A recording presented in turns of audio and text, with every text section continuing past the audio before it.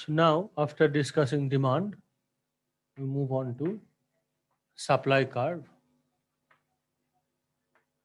And as it can be rightly guessed that a similar treatment to supply or supply curve will be given, much like the way we dealt with demand curve. So to start with, first of all, the definition of supply curve.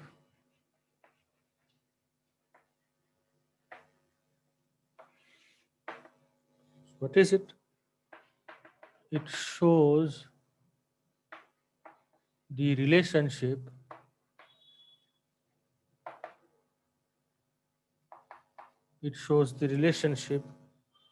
between the quantity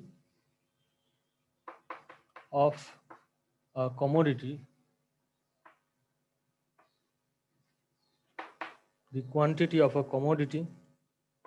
that producers are willing to sell, that producers are willing to sell, and prices of the commodity,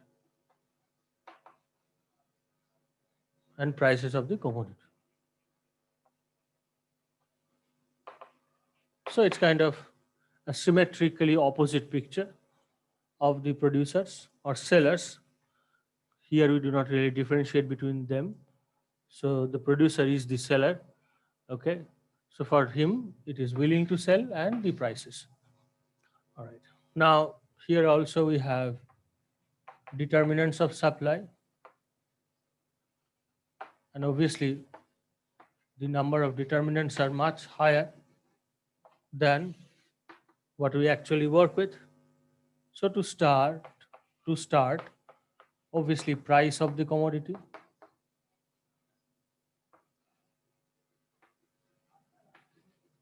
So following our notation, we'll write again Px.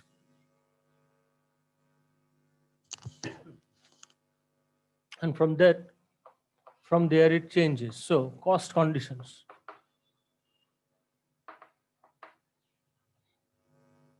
Cost conditions on which we will study in detail later. So this includes wages, interest rates,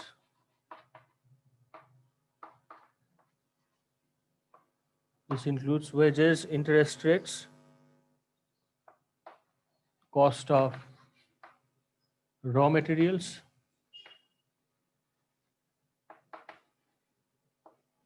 etc.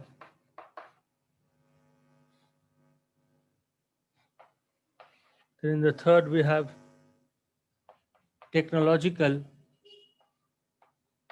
Well, obviously technology itself is very important, but with that we also have technological innovation. Technological innovations. Okay. For example, currently the world is essentially struggling with the vaccine of coronavirus, so that is technological innovation. But here we are, by technological innovation, we basically mean something which is that is an invention. Here we are writing innovation. Innovation basically means producing the same thing with lower cost. Okay, in our terms, we will simplify the idea of innovation using that. But basically, it's a kind of technological improvement on what you have. And on that, and on invention, you can have something called patent. Okay, an exclusive right to produce. So that can be related to product, and that also can be related to process. Another important component on which we'll again study next year is obviously the market structure. So the market structure in which the firm belongs. Depending on that, the firm's ability and strategy to sell changes, and etc. Because it never really ends there. Okay, so from there also we can have a generalized supply function, much like we had for demand, and that will be some QS, S denoting supply, which will be a function of price of X, then costs related to X, and so on and so forth. Okay, and again we will make the ceteris paribus assumption, which basically means keeping everything else constant. So what does not belong to this everything else is its own price. So if I take ceteris paribus assumption, I will land with QS equal to f of Px. Okay. And here also we have a law of supply.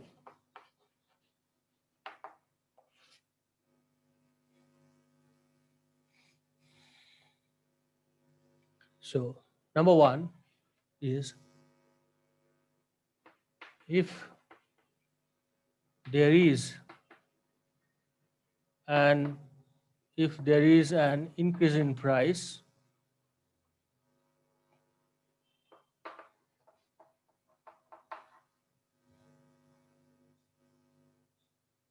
so will be an increase in the supply, or rather not in the supply, in the quantity supplied. In the quantity supplied. Okay. And then we have the mandatory second component, which tells that there exists a one-to-one correspondence. There exists a one-to-one correspondence between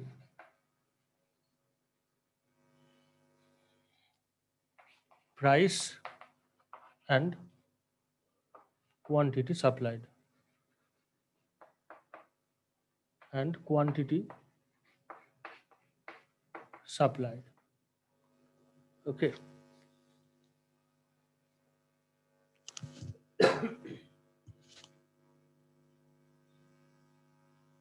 So given this law, we can add here that f dash px is positive.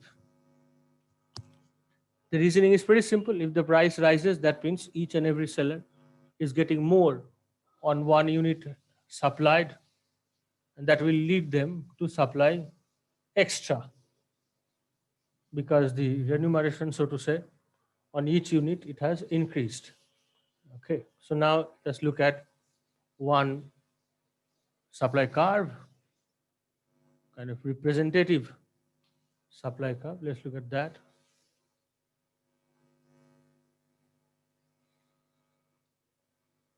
So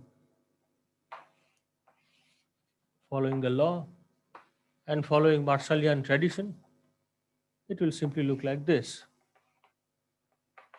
So this is our supply curve.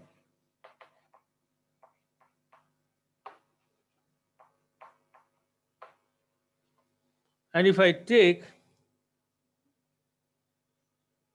a typical supply curve, which is, let's say, QS equal to 50 plus 15P, then finding the intercept and the slope, we can draw this function.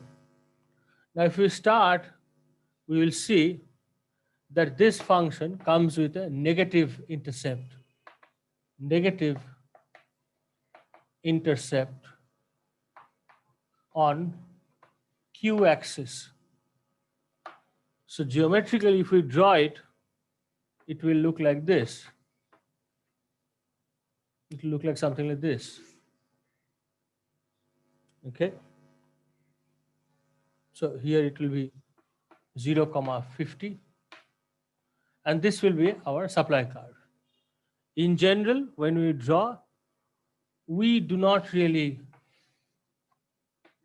show the component, the part of the supply function where the quantity is negative, okay, because that is not relevant to our discussion. So we simply draw it like this. Okay, so this is the supply curve we will actually draw, or probably if you look into a book, you will see a supply curve looking like this.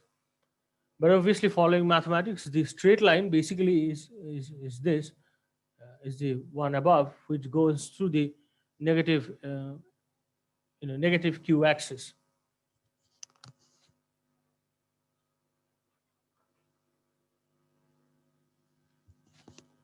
So here also we can have the direct supply curve, much like direct demand curve, and inverse supply curve. So what we have written here, Qs equal to 50 plus 15p, is basically the way of writing direct supply curve. And if I go by the diagram, then since Q is on the horizontal axis, it is basically P equal to 0. Although this will be 0.066 Q minus 3.33. But anyways, in supply, we do not really write it in inverse form. In supply, we prefer the direct supply curve. But in demand, although probably within the purview of demand supply, you will always find direct demand curves. But after that, specifically in market structures, we always write the inverse demand function. Okay. So now let's go into the two trivial extensions or sections, which are the shift of the supply curve and the movement along the supply curve.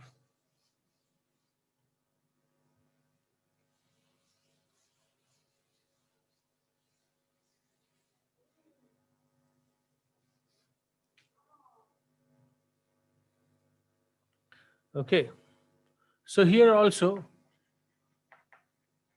ceteris paribus assumption tells me that I have one endogenous variable and rest of them exogenous. So the endogenous one is much like in demand, Px, and rest of it is exogenous. So that means endogenous will imply movement along the curve,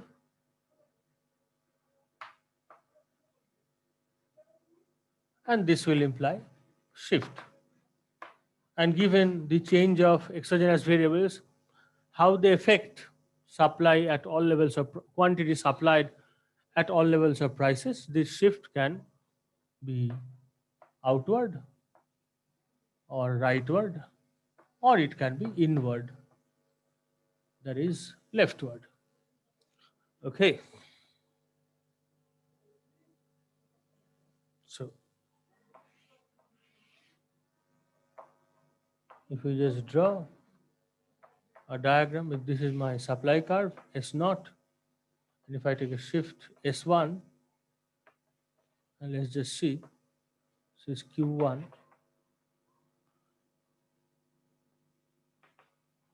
this is Q1 naught, this is Q1 1, so A going to some A dash, and also we can have here a point, so let's say this is P1, so here you can have a point Q2 naught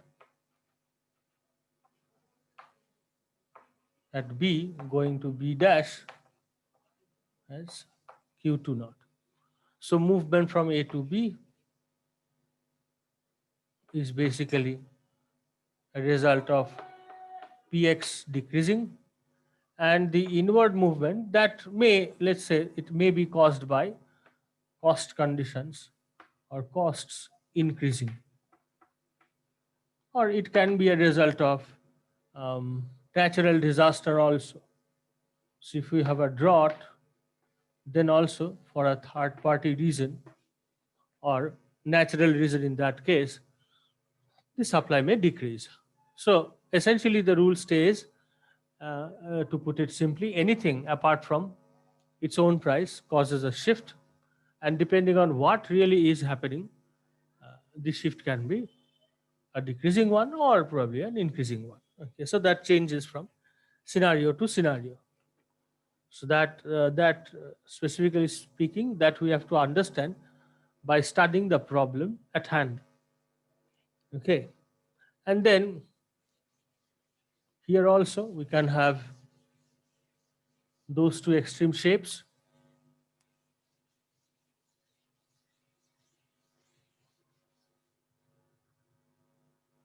So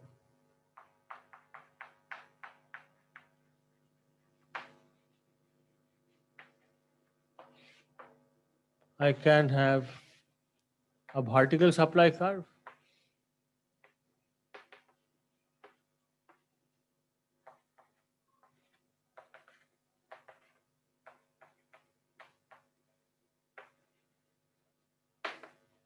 and I can have horizontal supply curve.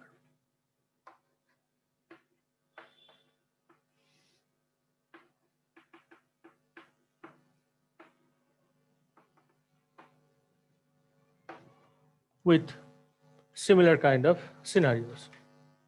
So here supply is independent of price, and here at this price P bar you can sell anything you want. Okay, so here the interpretation is important. So at P equal to P bar, seller can sell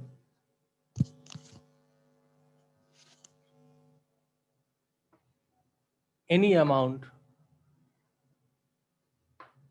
she wants, but not allowed to change the price. Okay.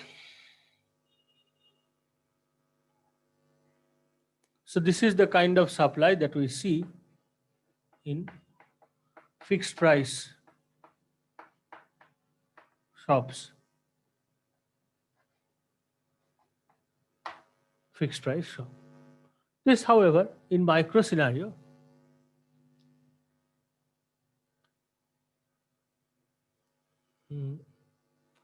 happens for, let's say, agricultural sellers. So agricultural producers, or probably your everyday fish market. So the seller is coming with a fixed amount of fish, and whatever be the price, this is the quantity that the seller is willing to sell. So within the market, within the time frame the market exists, the seller cannot change production here. So here Q equal to Q bar basically means no scope of changing production. This actually happens, I mean, rather we'll put it like this, the time frame where this happens, we call it very short run. We call it very short run. So the time frame is so small that the producer has no scope of changing the production. It actually adjusts using the price. Okay, so very short run for a single seller. So that is why if you go to your daily vegetable market or municipal market, you will see that in the morning prices of some things, they become high, they remain high, and as time proceeds, the price gets lower and lower and lower. Okay, so that the seller actually end up selling this amount. All right. Okay. So now that we understand what demand is and what supply is in both their normal cases and their extreme cases, we can talk about the equilibrium. And regarding the process following which the equilibrium is attained, it is called market mechanism.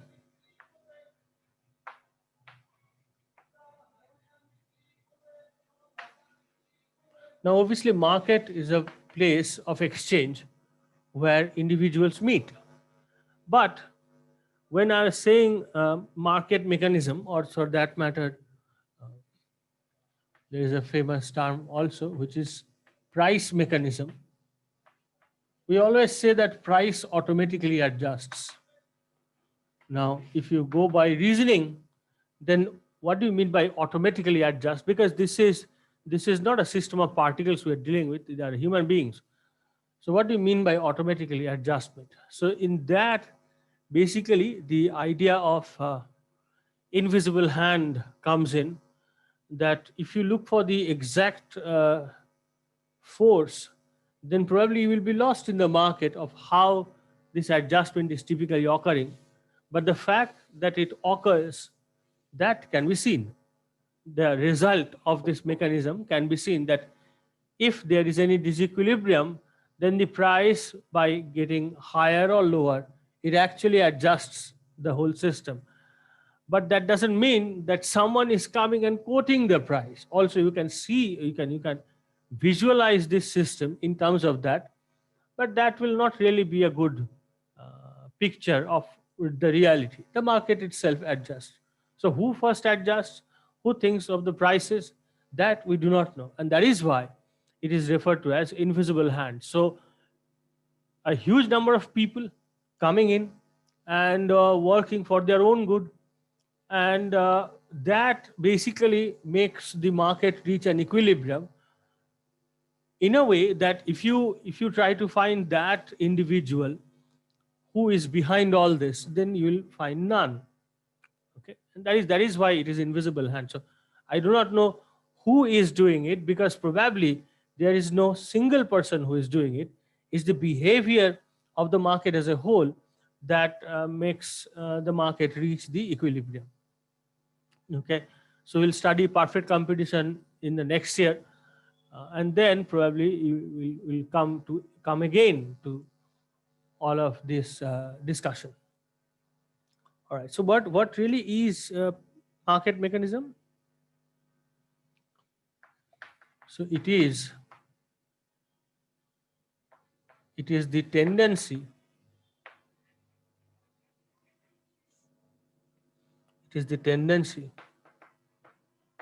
in a free market. This is very important, that it's a free market. If I assume government's intervention, then this will not hold. So in a free market, for the price to be flexible enough so as to change or adjust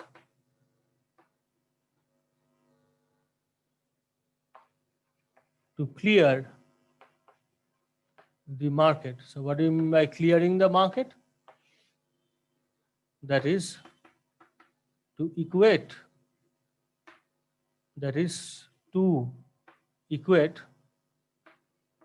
quantity demanded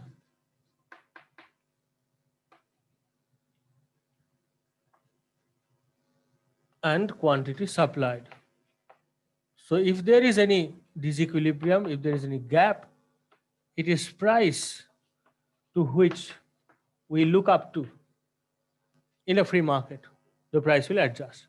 Remember the fact that it is a mechanism that we are talking about. We are not talking about reality. So there can be scenario where the price not really will fail to do this, but it will do it in such a way that is not really desirable. Okay, so in that case,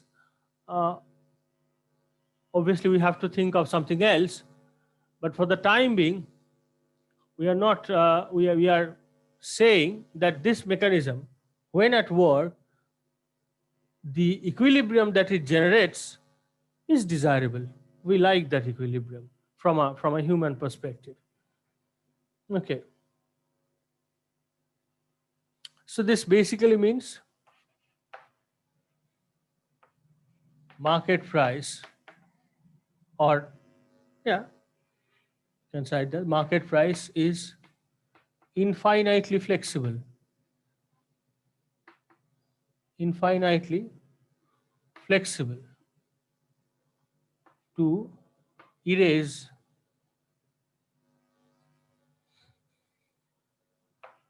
both surplus. So what do you mean by surplus? That means when quantity supplied is greater than quantity demand, both surplus and shortage. So that's the opposite scenario where quantity demanded is greater than quantity supplied. Okay. And then how do we define the equilibrium? So equilibrium of the market.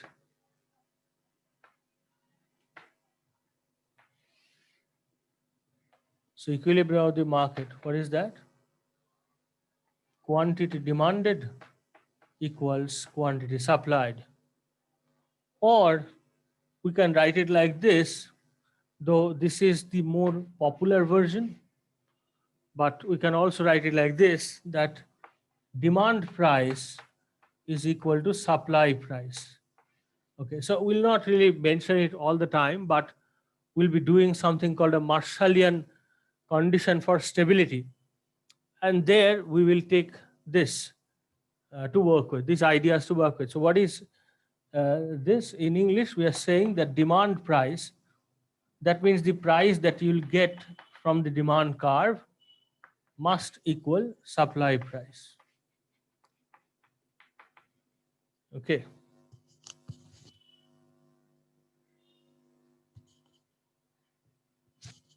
So to put together demand, supply, and the equilibrium of a market, we have to speak mathematically, we are just talking about three different equations. So if I talk about the market, so we have three different equations. Number one is demand function, where it is negatively sloped. And obviously ceteris paribus is at work here. So other variables are there, but their values are given from outside the system. Same goes for the supply curve. And I must write G here, because otherwise it will make the same function. So it is not. So QS equal to G of Px, where G dash Px is positive. And then the third one, which for all problem solving purpose we'll take as this one. So QD equal to QS, which is the equilibrium condition. And I know that this equilibrium is reached because price of a commodity is infinitely flexible to do the job.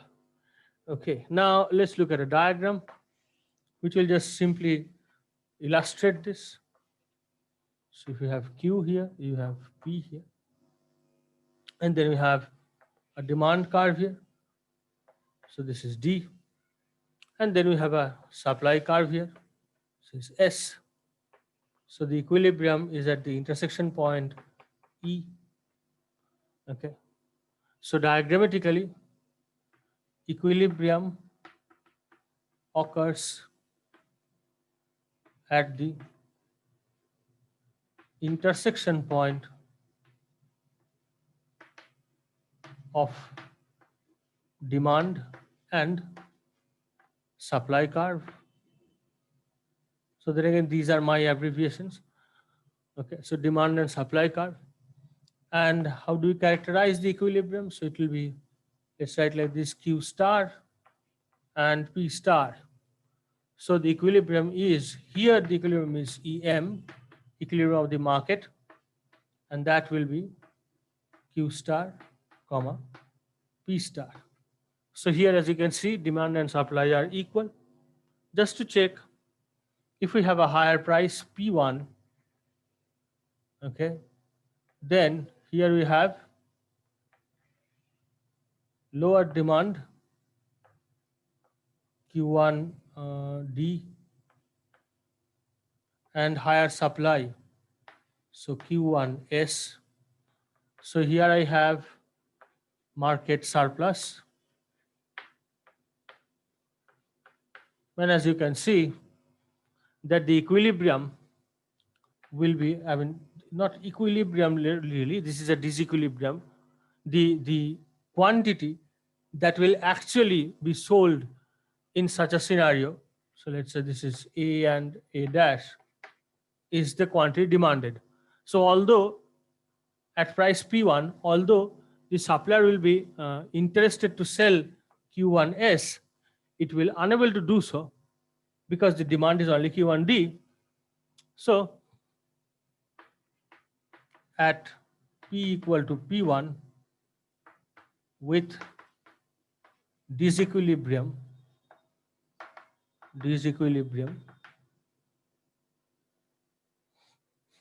market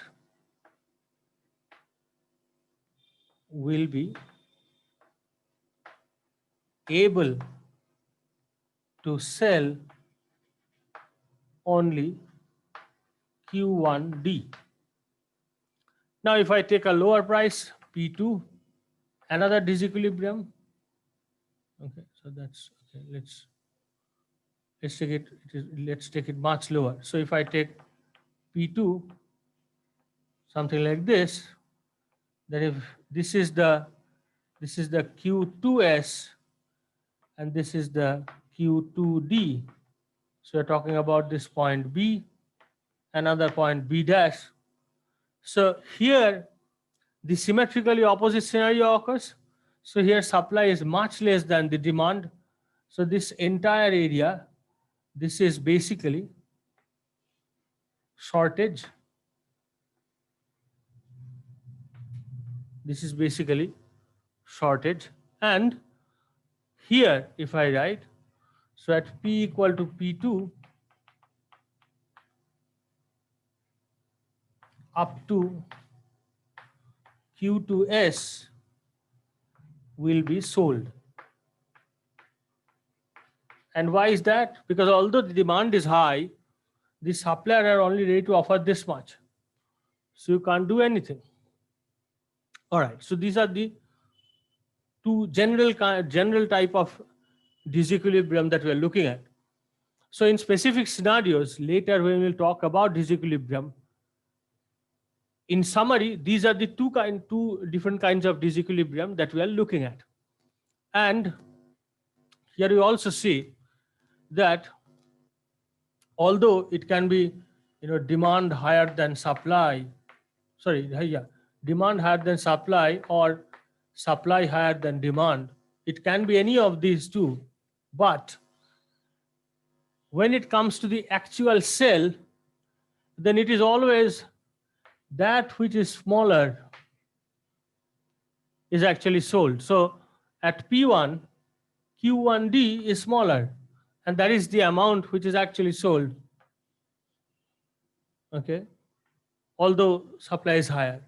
In lower price, it is lower price, so supply has decreased. But here also, it is Q2S that will actually be sold, even when there is a higher demand.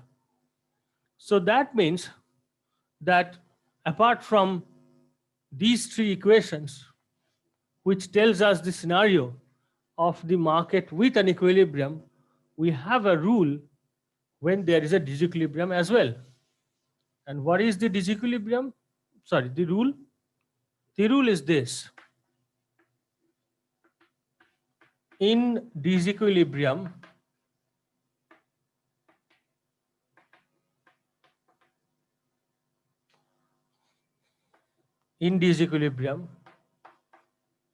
the market is decided by the shorter side. So what do you mean by shorter side? That means that which is smaller. So that which is smaller. So at P1, demand was smaller. It decided the market. At P2, supply was smaller and it decided the market.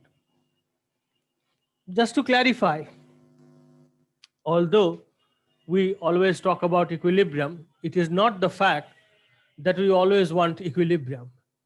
As I was saying, that if the equilibrium is not really desirable, then it is beneficial to us to create a disequilibrium and maintain that disequilibrium in some sense. But then again, when there is a disequilibrium, the shorter side rule applies. And with that, there are other scenarios which are at work, which are for the time being, which we are not discussing. We'll discuss them later.